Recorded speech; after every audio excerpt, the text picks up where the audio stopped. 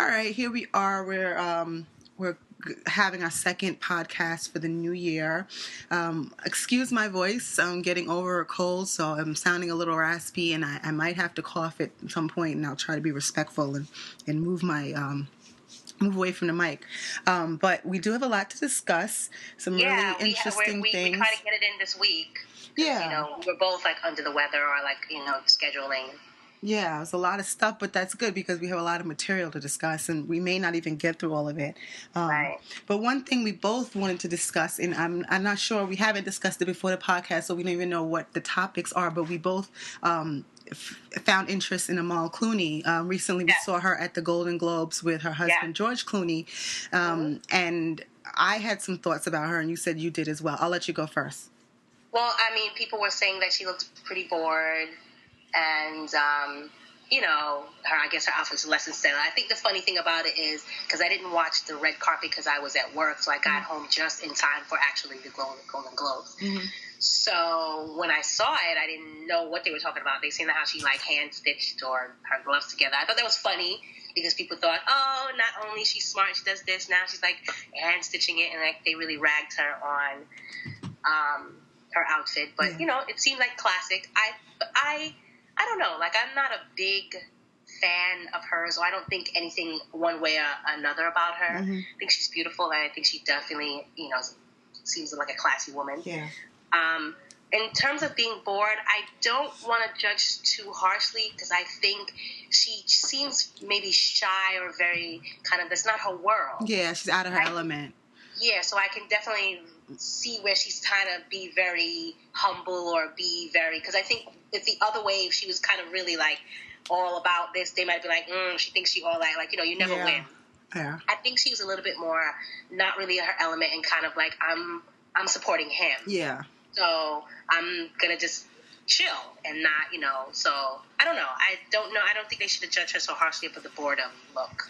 Well, see, I didn't hear that. I didn't hear about the boredom thing. I heard them judging her outfit and putting her on one of the worst dressed lists, which I thought was extreme because her dress was very simple.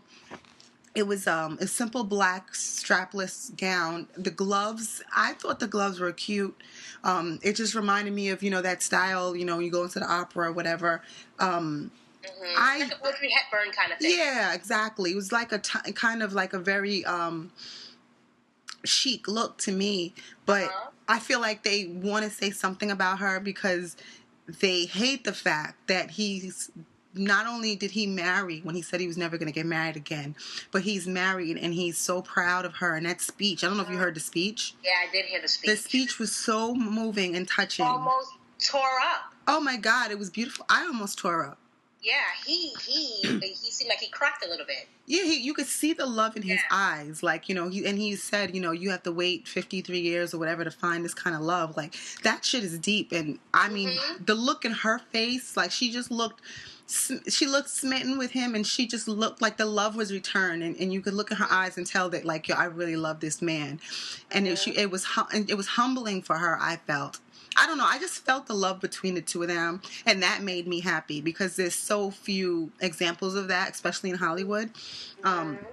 I'm a George Clooney fan, and I like the fact that, he changed his mind, as we're all entitled to do, and, is this a matter of finding the right woman? No, he didn't want to marry the bubbleheads that he had been dating, like Stacy Keibler and them. He found a woman of substance, and maybe she's not beautiful in Hollywood's eyes. I think she's beautiful. I love that she's not, though. I think she's beautiful. I love her. Beautiful, but I love that she's not of their world. Yeah. She doesn't have that traditional kind of, what you would say, it girl kind of look.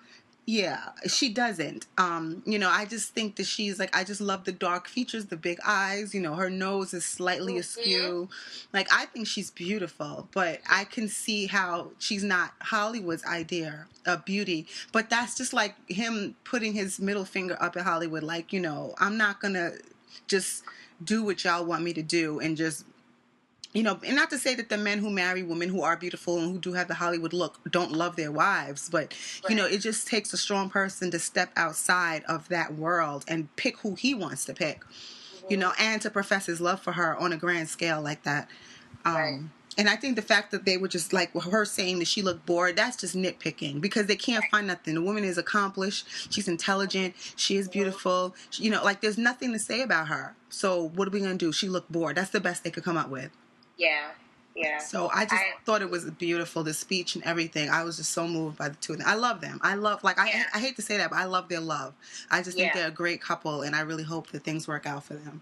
And there's very few people that's in the industry that, like, I appreciate looking at them and saying, hey, I really like that couple. I think, not to even, it's kind of off subject, but in the same realm of celebrities, I really like Mark Consuelos and Kelly Ripa. I do too. They're cute. You know, like those people, they seem to really also like each other. So they're very few, and I think George, to be on such a grand scale that he is, that is even, it magnifies it even more that this is great to see, you know? Because it could have been a no-brainer. He could have any woman he wants. Yeah, easily.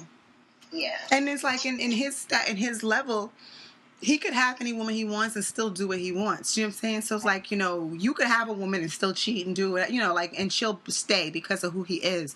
But the fact that he held out and waited for what he really wanted, I have to respect that because a lot of people don't do that. They settle at some point. Like, this is as good as it's going to get. Fuck it. Let me take this. Yeah. And it gives you, I feel like I don't want to settle either, so... Yeah, it makes you feel like it's out there. And it may not come packaged the way everybody thinks it should come packaged or expect. But as long as you love it and it's good for you, that's what matters. And I always say, too, I may not get all that I want out of a relationship once I get one in terms of, like, having kids. Mm-hmm. But what's more important to me is having that person. Yes. You know, so I can forego if I meet someone and I'm past the time where I can have a child. Yeah. But as long as I'm happy with that person, that's more important to me than having a kid. Because again, although I'm still optimistic about having a kid, I know that kid will also have their own life to live. And if I'm just going to do it just to have them, then I can't hold on to them for much longer. If I don't have a partner. So yeah.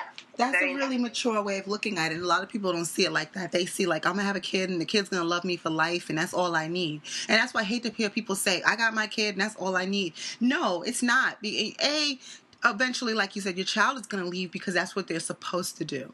Right. And, you know, they're supposed to leave their mother's home and for their husband or their wife and start their own family. They're supposed to do their own lives. Yeah, so that's the long tail effect. And then on the short end of it, even while your child's growing up, you still need to have your own life. Your life should not revolve around a 5-year-old. To the extent that you got to take care of them, but that doesn't mean that you don't have a life, you don't have friends, you don't socialize, you don't do nothing for yourself.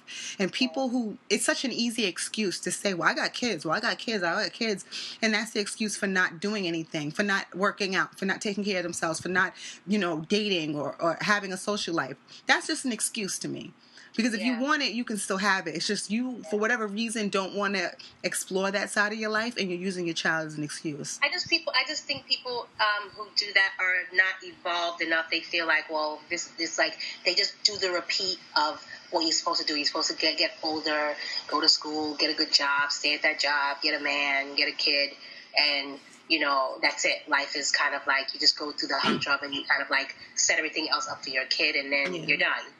And also, people of our generation are also, because of the single motherhood, that, women work so hard because not that they wanted to be single mothers, but they ended up being single mothers. It's almost like put up on a pedestal now, like you could do it all. Like Chris Ross says, it can be done. That doesn't mean that you should do it. You know what I mean? There are a lot of things that you can do, but why would you want to put yourself through that if you don't have to, But I think now, and from our generation coming up, I think people are kind of like eliminating the man from the equation because, like, all I need to have is have my kid, and my mother did it, so I can do it.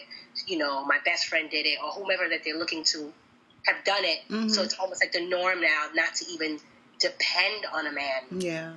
Or not to even expect that they're not going to be there anyway. But see, that to me is such a cop-out. And to me, that's almost like I could have won the race if I wanted to win, but I didn't care if I won anyway.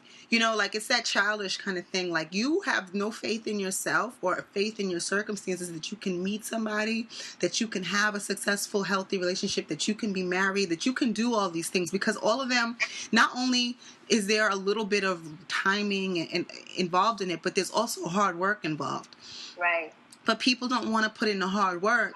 So it's easier to just like toss it all out and say, you know what, I don't need that. I don't need a man. No how. Nobody needs a man. But what? Maybe I not know. Matter of fact, I think you do need a man. I'm gonna take that back. I mean, the word need, and I don't mean need it in the way that you need air, food, and sleep, but you do for your emotional self. You do need a partner. That's why and God set it up this way. A father or a mother, yes. Yeah. They need that aspect of himself. So like you said, Chris Rock said, you can, you can, Barack Obama is the product of a single motherhood, but I mean, and he turned out great, but that's the exception, not the rule. Yeah. And, because he said, I think Chris Rock was like, you could drive a car with your feet. That don't mean it should be done. Like, you know what I mean? Yeah. It's like one of those things, like, you could perfect that. Yeah. And I think that's what happens. They have perfected not having to depend on a man they think they perfected it. So they haven't. That's true. They think they have. Yeah, they think they have. Rewards, and they get claps and ovations for scaving it through or barely making it through. So they feel like, well, why? Almost like if you see other people getting applause for it, it's like, well, it's the norm. I can do it too. It's like it's not that foreign anymore. It's not that ostracized anymore. So it's like, all right. Yeah, there's no taboo in it. So now people are making conscious decision to doing it alone, like consciously, like I'm going to have a kid by myself. And you know what? The thing about it is that it's such a selfish act. And they don't see it as selfish because they're making decisions for themselves because it's what they want. I want a kid. I want a baby. So it's almost like people who, and I'm not trying to compare animals to children, but it bothers me. I'm an animal lover, and I hate when people take on the responsibility of an animal and then don't take care of them. Yes. That shit really bothers me. Like once you decide you're going to own a pet, you have to take into account, you got to be around to walk it. Get up in the morning. You walk that dog, you come home from night, you walk that dog. If you're not in for that and you're not up to that, you think about those things and you don't get a pet. Exactly. You got to take them to the vet. You have to be prepared financially to take care of those things. You have to be there to give it time. It's not an accessory, but a lot of people do it. And I think children become an accessory in a lot of regards to people. Even people who have money. If your nanny is raising your child, then you shouldn't have had that kid. Unless all you have is a photo op on Instagram or a selfie just to say, yeah, I'm with the kid, but you're not doing all the other grunt work of it. Exactly. And I'm not saying that you can't get help. You know what I'm saying? If you need help, that's one thing. But if your goal is to have if your child, falls and hurts their knee and runs to the nanny, that's a problem. Yeah. If you're available. I'm not talking about the mother who's out there working 2 and 3 jobs. I'm talking about a person who's available, but you just don't want to put in the work. So because people with money will have the kid, but continue their lifestyle. As is. And it's like, and they make it seem like, well, I'm busy and I have all these moves to make. No, you don't really have to. You can still scale some of that back as you should if you have a child. And the child, and it's just such a selfish thing because you want that child for yourself. Just like those women who trap men or, who lazily, say if you, not even if you're like, you set out to trap them, but if you did not take any precautions so that it didn't happen, and then you have a kid from somebody and you're like, well, he doesn't want to be involved. And you knew in the beginning that he wasn't really down for you. Yeah. And it's like, that's a selfish act because now you're already setting your child up to have a fucked up relationship with their father. Yes. And that's selfish. And if I know you can't, it's hard to love something that hasn't been yet, but if you call yourself, wanting a child and wanting to be a mother, then you would not want to put your child in that situation. Those are the things, those are some decisions you got to start making before you conceive, before you start showing, before the baby's here. But people are inherently selfish. And I feel like it's a cultural thing because if we could segue into the Peter and Amina thing, yes. I think black women, and I don't know enough about, I'm sure white women, there are some, they're not all inclusive to black people, but because I see it a lot and I'm black, I'm going to, separated and say black women. It's the same thing with the Peter Gunn and black women. They don't. It's almost like they almost give up and throw their hands up in the air in terms of making men accountable. It's like, well, that's what they're going to do anyway. So they kind of placate their ways of going out and cheat. Like the whole when Peter told the other girl that was pregnant for him, Amina, and told her that he was going to some campaign thing. She griped a little bit, but the fact that she was having a conversation saying she doesn't trust that he won't be there says a lot. Yeah. You know, she has a lot of holes. He has not kept his word in so many other occasions to her that she's sitting there going, I don't believe what you say is true because you've done probably more things that you haven't come through for me. And that's a problem because to me, you know that person and you still give him that opportunity to let you down. Well, she went wrong. Her first mistake was getting pregnant by him. Right. Because she knew who he was. It's one thing if you don't know who you're dealing with. Somebody can pull the wool over your eyes. Maybe you didn't know. But she had evidence. You had his track record. He's got 7 other children. You see the situation currently with Tara and his kids. She had enough information. Tell her that he's married. So he was never going to do it. She had enough information and she decided, in a naive sense, she just thought it was going to be different. She thought maybe because she's the first one he married, he cared about her. Why do women think that? Because it helps him sleep at night. Right. Excuse me. That's what it does. And this is what I want to talk about later on, is that whole validation thing. People hear what they want to hear. People hear what they need to hear. Right. And that's what she needed to hear to make her feel better, to justify her relationship, to make her sleep better at night, to justify what she was doing with this man, knowing his situation. You know, you almost always know in the back of your head whether you're going the right direction or the wrong. If you keep going the wrong direction, it's because there's something over there that's going to make it worth it to you in some way, shape, or form. Like Dr. Phil said, we only do what works for us. Yeah. So it worked for her on some level. You know, maybe there's some daddy issues. Maybe I don't know what's going on in her past, but we all have baggage and we all have issues, and hers came to play with this relationship with Peter. Right. But, you know, I feel bad for her, but then I don't feel bad for her. But let's talk about Peter for a second. Mm-hmm. Peter is clinically disturbed. Like, after watching this last episode where he lied to her, he went to Barbados or wherever with Tara and the boys, there's something clinically wrong with him. Like, he needs real, deep therapy. Yeah. I would even say if there's a rehab for this kind of problem, he even needs to go away because there's something wrong. Like, you could see the ticking in his mind. Like, he's not well. Yes, it's his head. He's not well. Yeah. The lies come out, and he's like, even when shit gets good, it's like he sabotages himself at every turn. Yeah. Every opportunity he has to make shit right, he turns left and makes the shit worse. It's like he doesn't know what he wants. He's fucked up in the game. Yeah. Because I don't understand how you would want to go away with someone and then ask them, can we get back to where we are? Still knowing that you have an unborn child and a wife that you haven't addressed. Yeah. And then he justify the going away as I need to clear the air. It doesn't make sense, so I know how to proceed with the other girl. I'm like, do you love her or do you not? It makes no sense. Yeah. Because like we were saying before, Peter is the type of person who is just always running from something. He never wants full responsibility. So he ran to Amina to get away from Tara. Right. And now that Amina has him in a situation where he has to stand up and be a man and be responsible, he's running back to Tara to get away from Amina. Right. At what point do you stop and say, you know what? This is my responsibility. I'm going to handle it. I don't even think he really wants Tara, to be honest. I don't think he knows what he wants. There's something really wrong with him. Like, I almost feel sorry for him. Yeah. Like, part of me, it's almost like that person where you just look at them like, yo, you're so messed up in the head that I almost can't be mad at you because you're not well. Yeah. And it's going to take a long time for him to get the help that he needs. Oh, yeah. It seems like a lot of undoing of something way, way, way back. Oh, yeah, it's deep. You got a lot of layers to peel through. Because every time he talks in his body moment, he's like he's a little boy. He's like a 5-year-old trying to, I don't even know.